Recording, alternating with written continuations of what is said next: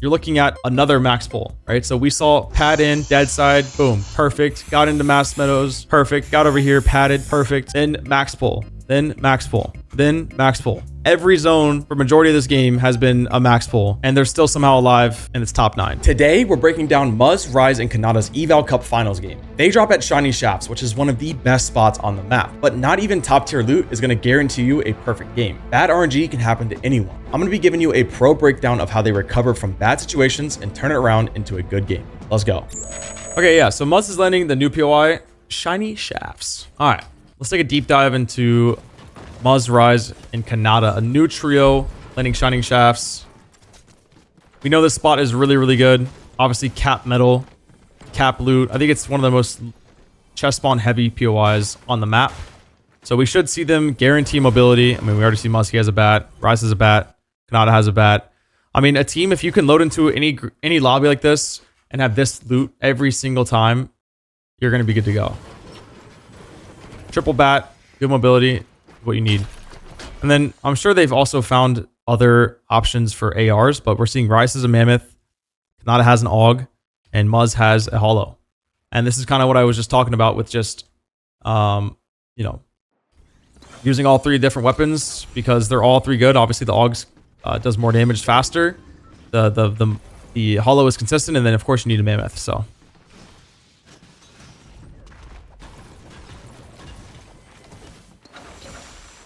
Now we're seeing Muzz go and switch up to a Magnum as well. Rise also runs one, so we got double Magnum and a hollow now. That's the final loadout as we're leaving the POI. The most preferred loadout from them. Double Magnum hollow. And then, yeah, we're also seeing something interesting here. So, of course, we all know Peterbot is landing Crime City. So if you're wanting to rotate, you should not go near them if you are smart. So we're seeing them just opt to go around them. There's really no one in mid-map. I mean, if we're looking here, obviously we have Lone Wolf Lair. But other than that, I mean, you got the Foxy team. I don't know what map's to my right. We just... Yeah, we've got the Foxy team here, so that's good. That's typical. They land there. But there's no one ever in the mid-map, right? You've got Clicks in them. That's the one team, but they also kind of run around and don't really play stagnant at Lone Wolf and just sit because no one comes mid-map. There's no one that ever really comes this way. So you're seeing here, what Rise and Khanada and Muzz are going to have to do every single game is just pad and probably go to the north because there's a team Woofy. There's a team over here. There's a team Flooded Frogs. There's another team Magic Mosses. There's another team Magic Mosses, like mid-map split. There's, you know, Pump Power, Brutal, and Lone Wolf Lair. So, like, there's a ton of options they can get. So I would expect from this spot to want to do the exact same thing every single game. To start to rotate to the north, get some tags, or play a hold position if you can. Obviously, they're playing Storm Edge here, so... That's a good hold position. And yeah, gas stations is unlooted. Of course, they know the drop map. They know who's landing where. They know what they're going into. So that's a plus. And again, Khanada drops his minis. Rise already has a stack, so they don't need to carry. Muzz also has a stack, so they don't need to carry either. And they get an extra blue guy. That's definitely a good trade. Rise, of course, is trying to get early surge. It's not a big thing, or not a crazy thing to want to do.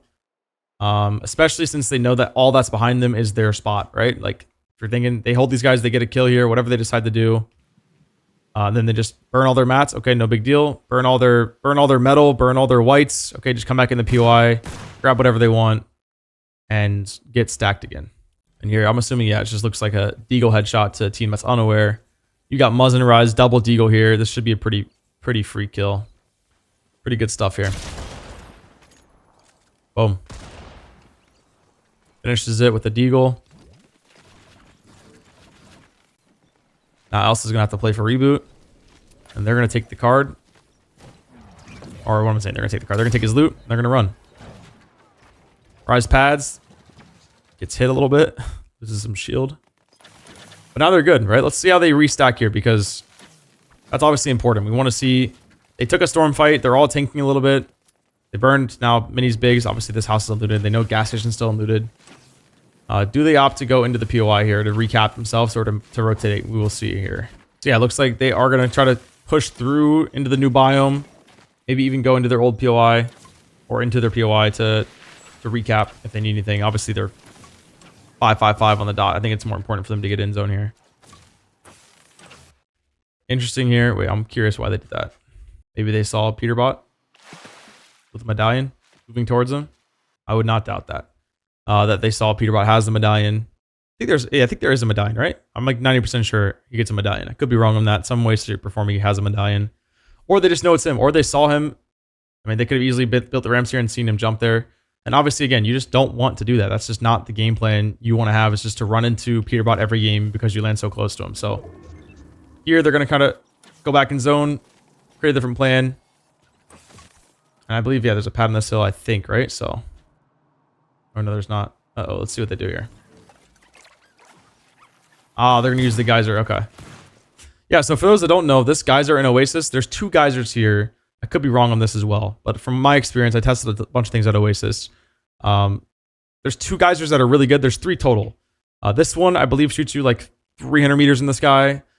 That's an exaggeration. This one also the same thing. This one does not shoot you as high, but yeah, there we go.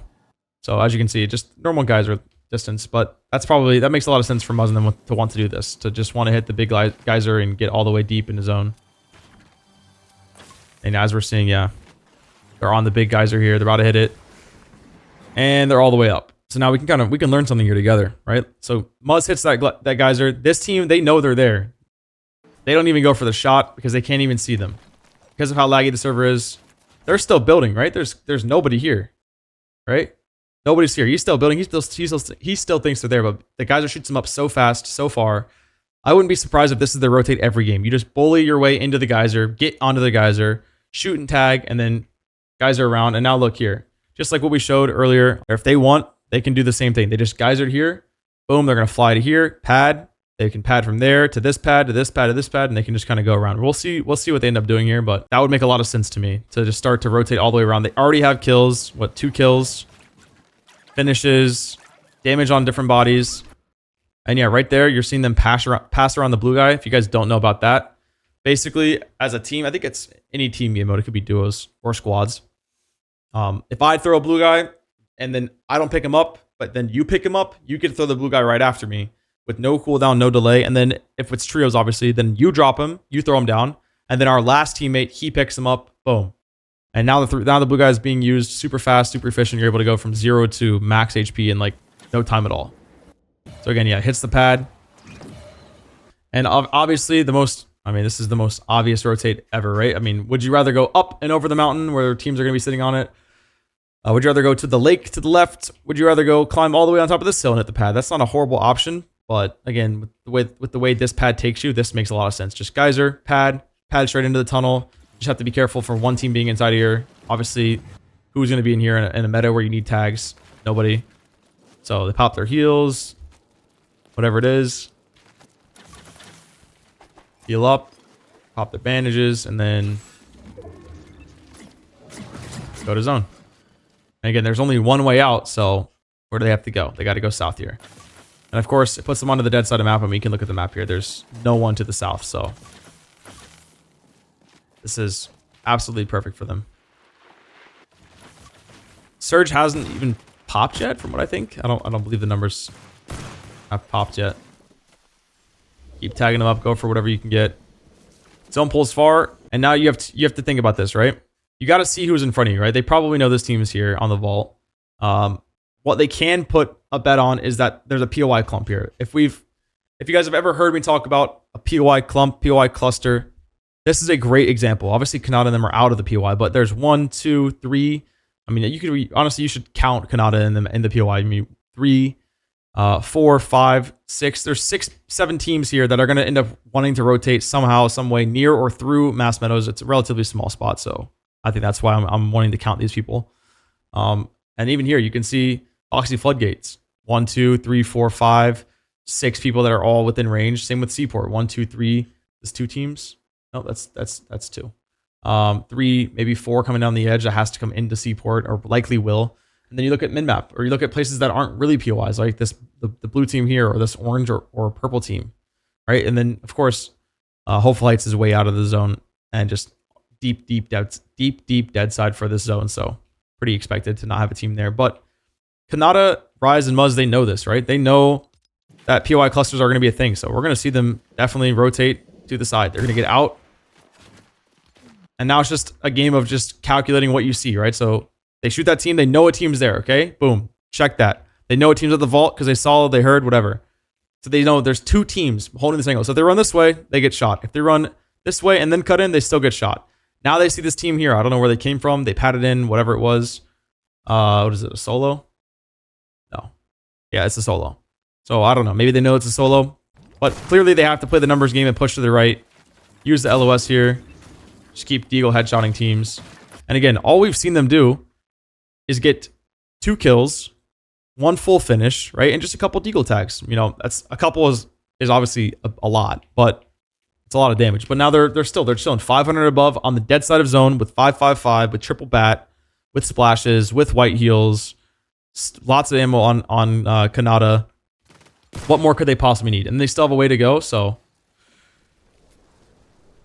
curious to see what they do here.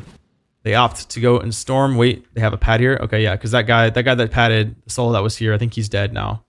This might be his loot. He replaced the pad, so they just have a pad here. And interesting play to see them tanking zone here. I think it's not the worst, but obviously when you have a pad, you gotta account for a ton. Like you gotta be very, very, very on your toes. This could, I mean, if they go early, it's definitely gonna get them shot at. If they go late, I guess the higher chances, right? You're not gonna higher chance to not get shot is by going late. So he makes that risk. Pop a men mist. And again, knowing the whites they have, right? They still have splashes. They have a blue guy. They have, you know, they have the men mist. So they can sit in storm here and do this. If they want to do this, they can. There's nothing that's against this. So they do. They go for the tag. He gets a knock there. Free kill, free point for them. And then again, you're seeing Khanada gets deagled on the rotate. Just another example of like, you get hit now. Now Khanada's lost his shield. Risk dying. Muzz is obviously also weak. He also got deagled, I'm assuming, by this top hill. So now they've burned all their minis, or, you know, 4 minis and 2 bigs and all these other things. Like, this is the damage that deagles can do to you as a team. And obviously they could have avoided that by just building. So now rotate up. They see the zone pulls far. They know there's a team above them. They know there's a team in storm that they just killed, or should be a team in storm. I think they might have actually fully killed them. Or the team, I mean, looking at the map, they're gone. But maybe they think there's someone still back there. Yeah, and as you can see here, he's just kind of pulling the bait. He's just kind of seeing what do they see? Because this team, if they're looking for damage and they want to go for something, this is the moment. They're going to see them coming out. They're going to start to shoot or get ready to peek. So he's trying to bait them out to see what's going on. Because the other way to bait things and to clear angles is to spray them, right? So this bush, you want to see who's in it. You spray the bush. You get a tag. You know someone's in it. If you don't, no one's there. Another example is, let's just imagine there's no top base. Let's say there's just a box here, right? You want to see if someone's in it. You spray the wall. If the wall doesn't get built back, you know, in a decent amount of time, then there's likely no player in there. But with the top base like this, with so much cover, you really can't do that. So the best way to do is just bait yourself on a wall. And then, yeah, splash. And go. Deagling on the way. And of course, the triple bat, triple splash combo is so busted. They're literally just rotating in, deagling people as they go, just being annoying. Like, they don't need the damage for it, but they know their mobility item is so busted. They didn't burn anything. They didn't get hit a single time. They didn't lose anything. They're still cat mats. Nobody shot them from above. They just took the right shots at the right time.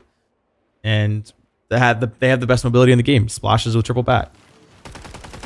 While these guys, I mean, let's just take a look at their loadout. These guys are the ones that got shot. No mobility, no mobility. Right? I mean, let's see. There's a guy in here. He's dead. He has no mobility. These guys, bat, no mobility. No mobility, right? So this is the power of landing at a spot like Crime City or like, what is it? Shiny Shafts, is that you have guaranteed mobility pretty much with the amount of chest spawns loot you have. As for rotate here, I mean, right? Here's your options. You plan this out in your head as an IGL. You say, I can go right in towards this team that's probably shambles, and then obviously there's 2 bases here. You don't know. I can go over this hill into the unknown, which I don't think is a horrible option, but it does put you in a bit of a risky spot. Or you can go left here and try to play around into a side of zone. Obviously, it looks like they're going to try to push left. It's a little unclear here, but they might go below G money here and kind of go in this way. I personally think, looking at this before we do the play here, is for them to rotate this way. Obviously, we all know they can get shot from these teams here, but just burning a bit of your top cone wood, and then you're here, and then you go down, and then, you know, up, and then you're in, right? So, and as for anyone that's wanting to learn and study and get better and be smarter, these are things you want to do, right? I'm comparing my plan with Rise's plan right now in this exact moment. Rise has a game plan that we don't know yet, because I've never watched this game. And I'm about to see if my plan is the same one that he thinks of. And of course, if you think Rise is a studious IGL and one of the smartest players in the world, and you're making the same calls as him, you can very well consider yourself, you know, similar in IQ, in game sense, and IGL. So let's see here. Close enough. The only reason why I didn't opt for this play to begin with, and I think it may have changed just based off of what they saw. Maybe they saw Silent and them coming this way, so they had to cut more lefts. Is it's never really a preferred option, although this is an interesting hill with all the builds here, which they didn't know that was here. Never really preferred to go to the hilltop or any hill elevation to show yourself, right? Because now you're coming up here, all these guys can see you, and you're building walls or whatever, or you're sliding down, they can still see you. So I would always prefer just to go on the side of it, below it if you can, and just get down the hill. So you just have less perspective on you from the rest of the lobby. But at the same time, they have splashes and triple bat. It does not get easier than that. It's not really, doesn't need to be like an overthink. Obviously, they had to burn some mats here to get in, because it is a far zone. And they've already lost a ton of heals from the deagles. That just shows you how much it can really drain you. But they have the best mobility in the game. Like, it's not even a hard thing to do. They're already cap surge. They might even get fed some kills here in a second. And now we're seeing next zone goes. And it looks like they're gonna instantly go, which will be interesting. Or he might box on this edge here to get like more of an angle, because his perspective here is blocked, right? He's seeing the zone goes. He can't see a single thing. I would not be surprised if he just kind of stops here in the end. Another thing that's really interesting here that's worth noting is we can see where Khanada is, right? Khanada hasn't moved the box yet in this exact frame. Rise got them into a deeper position off of the edge to have this first call, essentially, to have this call what he's doing now. He intentionally places himself off of the edge of zone, so that way, if it does pull far in this case, he knows he's one of the first teams that is access to go. Like, this Bert is waiting on this team to go. He really can't just jump over them, because it's just, you know, puts too much risk on his team. So yeah, it looks like he goes ahead.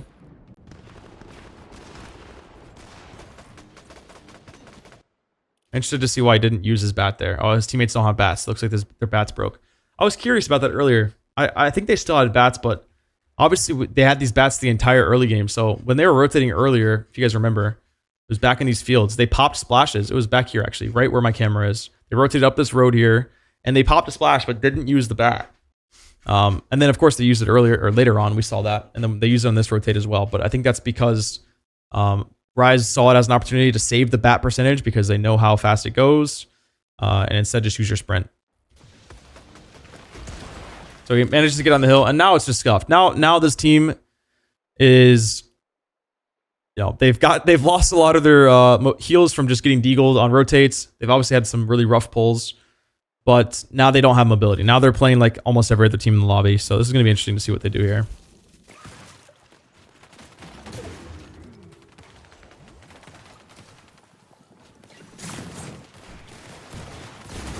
They get a kill on a solo, drooling.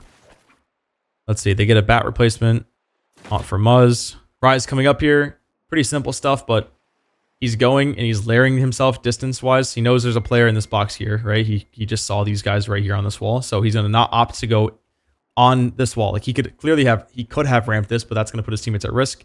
And then when he's coming up here, again, he sees there's a team to his right. So he opts again to separate himself layering-wise. Muzz kind of makes the wrong play. Same with Khanada. He understands it. He knows he doesn't want to be on these walls. You never know if there's a team here. Obviously, you can see there's no one here, but yeah, opting to go up and over and stay out of the layering of those teams. It's a little rough because of the mobility, but they are somehow alive and somehow in. All their teammates are weak, or all his teammates are weak. But now split the mats, and this is I mean, this isn't the 1-to-1 FNCS Grand Finals Division Cup, like, not even anywhere close to the overall skill of the lobby and the way people are playing and the brain that these guys have. There's a lot of good teams in here. I mean, we're seeing a lot of FNCS Grand Finals teams in here. But in majority of set lobbies, this is how it is. Like, you're just playing off of this is like not a great game, obviously, but you're not going to be horribly upset with how this game pulls out because you've already gotten some kills. You know, you know you have enough mats to make it deeper into the game, and obviously we know they pull out a 5th place here. So in the grand scheme of things, I think it was a 4-kill 5th. We're about to see how it goes down here, but this is how it is. This is like not an uncomfortable territory for Rise to be in. That's the point I want to make.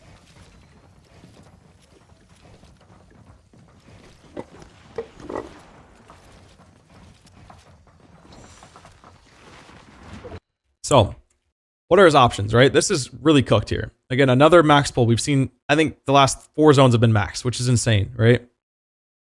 His options here are not great. He can either go down right and rotate and try to follow behind this team, which is probably not a great option. I mean, none of these, there's really not a good option here. This is even a bad option. I mean, he's sliding down the ramp, hoping that Muzz is definitely going to get hit here or die. There's no way he doesn't. Oh, maybe he bat texts it like that. Maybe that works. So sliding down the ramp, obviously that's extremely risky, especially if Pump them had a little bit of, you know, maybe IQ. But he makes the play, gets him from step 1 to step 2. Not a lot of distance covered, but enough to extend their game a bit more. Now they have a refresh potential on Cirque, who's probably going to run on the ramp here and get boxed and die. Right, just extending it a little bit, right? That just make what you can, burn everything you have here, right? Burn, get down here, give yourself that little bit more opportunity. Then they got the opportunity. They capitalized on it, they got it.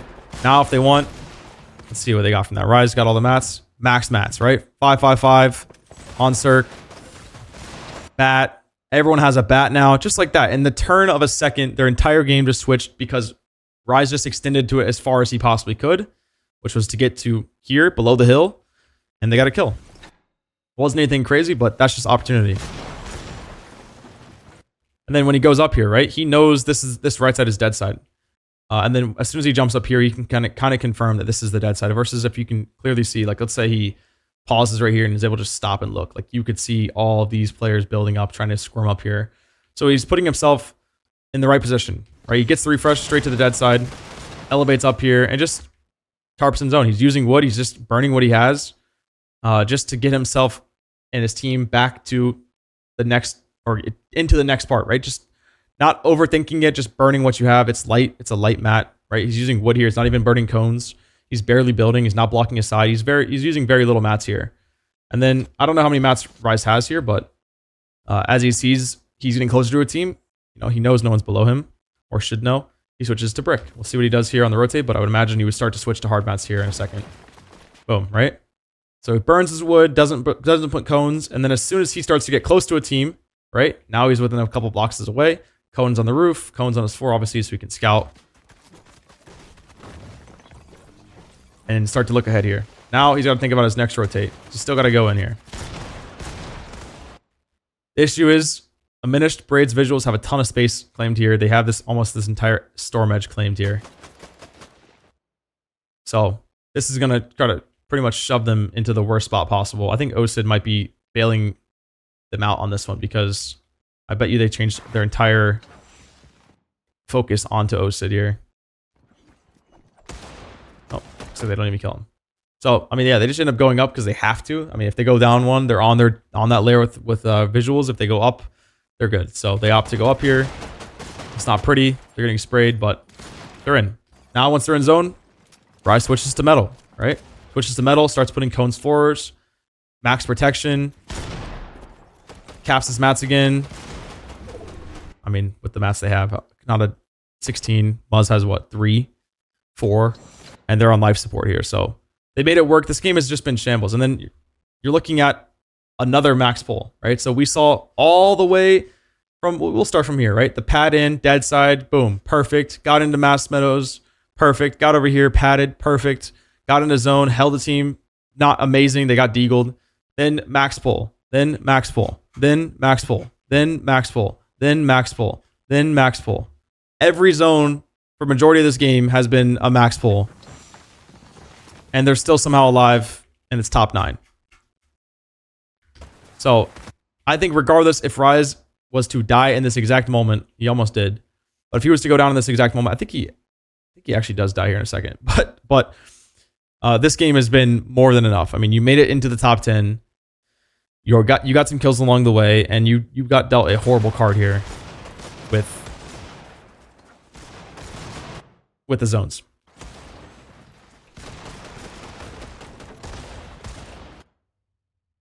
Looks like Muzz goes down. They're just looking for anything, right? They've got like 10 builds as a team. This is not great. I mean, they could tarp to here. So they need to go for something now. And this is the time where you really start to see people go for refreshes is, you know, when they're around below 20 builds. It's like 20 builds as a team. You know, everyone's got a decent amount. And if you get a knock here on visuals, let's say, you could use your mats to get there and then you can capitalize on that. Or let's say this Rafiki guy tarps here and you get a knock on him, like you can capitalize on that as well.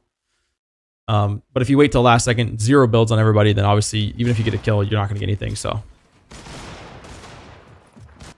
and then I think I remember what happened here. I think we're gonna want to switch to Peterbot's perspective here, or no, Colt's perspective here. This is one of the most insane metas we've had with damage. Double Deagle, double Mammoth is crazy. That guy almost goes down. He reloads here.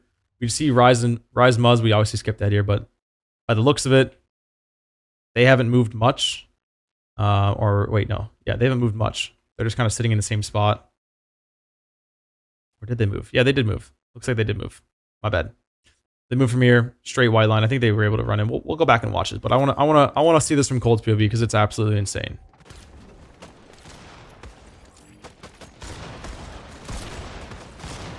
Maybe it's a different game.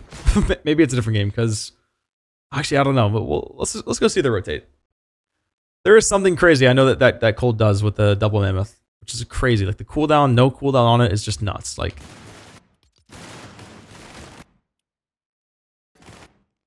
Muzz goes down to Cold's Deagle on the back. They burn the bat. They're all in zone here. They're going for anything they can. They get a kill here. And I think this is when it is. I mean, what can you do there? You're sliding. You're moving pretty quick. You just got to refresh. Again, another max zone pull. Like, what are you supposed to do? The Deagle just instantly kills you. 2 seconds. He instantly drops his mats for his teammates. But at this point, again, it's over. Like, you don't have enough heals to pass to the team. Muzz is already 1 HP. They get the res off. Rise is just making what he can do here. Nothing. He gets deagled again by Cold as he's trying to break in the box into a full trio who is also shambles, but you know, it hasn't been getting max pulls, I don't think, and also hasn't gotten deagled. Khanada is trying to do something, and he's dead. Oh, and he's teleported. And he's dead. I don't know what's happening. What is happening? What was that? I don't know. But it's just, yeah, the game's over. So what did we learn? We learned, firstly, as of recent, double Deagle, double Mammoth is absolutely insane. But we learned really, like, the main point of this, I would say, is that max pulls this is what it looks like. Like, if you're looking at what happens, how do the pros make every game count? How do they make it the best possible? I mean, these guys had the worst possible RNG they could have ever imagined this game. Max pulls nonstop, and they still pulled into the top 5, which is a great game points wise. Obviously, this is an eval cup, so it's only per win, but in a grands, they're happy with this. This is a 5-kill fourth, I think.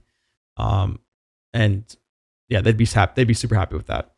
As for rotating, we learned that the triple bat is super busted, and not everyone has one. So, or not every team around you is going to have one. So if you have one, it just makes it that much easier.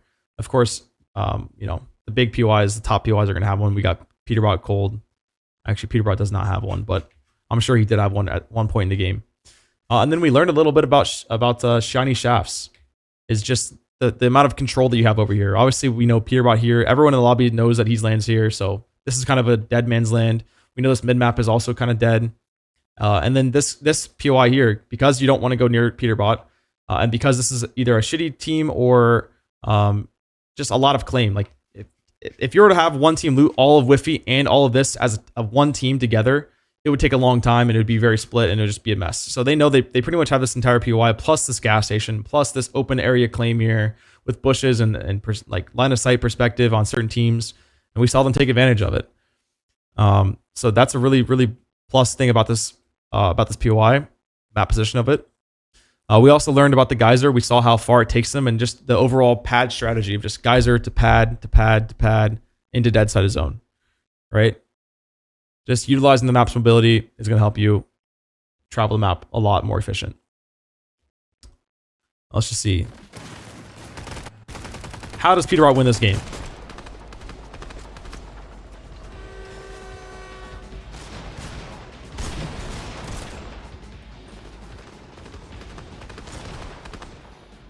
Goes down, gets the mats, and it's just spray. Everyone's so shambles. We got two full trios on nothing, literally nothing on Braids' team. Nothing on Clix's team. And now they're just batting in. This is the most free one of all time for the best team in the lobby. I mean, this is insane. They just, like, what? And they all three lived. No one went down. That's crazy. Like, not a single person died. But at this point, what can you do here? You've already burned all your white HP. You still have a team with the best guns in the game. Spraying you nonstop. Double deagle. On top of that, they're really great at... They have great aim. They have great mechanics. Like, it's just over.